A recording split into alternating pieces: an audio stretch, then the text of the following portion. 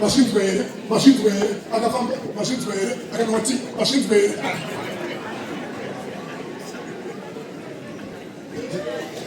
Amen. Ati ndoba tinozoti musamupe mangwana. Amen. Asi panorohwa zvapo dzinoita nzwisa yekuti uzive kuti unozvinyepera kumagurupu kwenyu kuya kuti hapana. Amen. Uya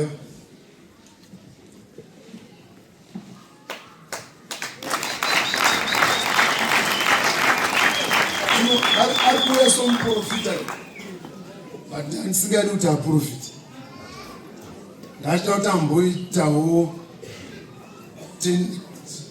hamene kuti 5 here tongoti 5 to 10 samboitwawo nama nababa.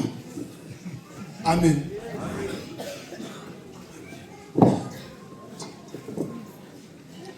Ameni. Shapupa ameni. Shapupa ameni. Regedzai ndinyanye kuremekedza kereke ino zvizhinji. Tingomberera kereke zvokumaoko. Regedzai zvekare nditende muvambi archbishop. Amen. Nambuya tivarwere maoko zvakanyanya. Nditende na Dr. vedu namai tivarwere maoko zvakanyanya. Handisi kuda kutora nguva asi ndinokumbira muverengi angoverenga Luka 7:13. Ameni. Mwari ngaambotita zvakanaka mukereke ino. Ndofunga mukationa ndakamira kuno unazona kuti chechi ino yakanaka.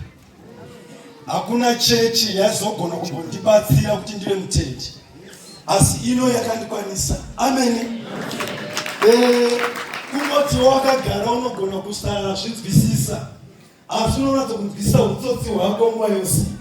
Wochiona kuti chechi ino yakakudi zvayo, yakakugona, yakatibatsira seni yakadi zvayo. Saka regai tiinzwe shoko munguva diki munhu waMwari mongoiverenga iyoyo ndikurumidzwa pano. Ndinoverenga bhuku yaRuka chapter 7. Musoro shoko uripo pa 11 verse. Yes. Jesu unomusa mwanakomana wechirikadzi pa 9. Chimboenda pa 13 munhu waMwari. Ndoverenga 13 verse. Zvino Ishe wakati achimuona akamunzwira tsitsi akati kwaari usachema. 18 verse. Zvino Ishe wakati achimuona akamunzwira tsitsi akati kwaari usachema.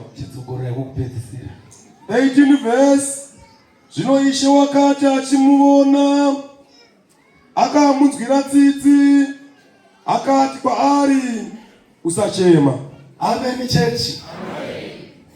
Pane panondinakidza kuti Jesu achimuona vanoti usadi.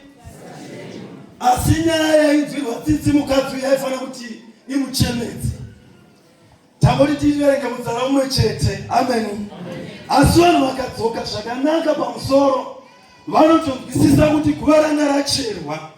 Vanhu vanga vakatobata kofini, vamwe vakuda kunomuchengeta nokuti mai vakanga vasirwa nomwana. Amen. Paine nyaya yokufirwa kwamai vari kunzi usachema. Asi vanhu havana kuzvinzwisisa kuti Jesu ari kuti usachema. Amen chechi. Zvino ndine vanhu vari pano vandiri kuti kunyange vakabvisa mari yetransport uchiuya usachema. Yesi bhazi rakazowedzera mari makuuya kuno bati usachema.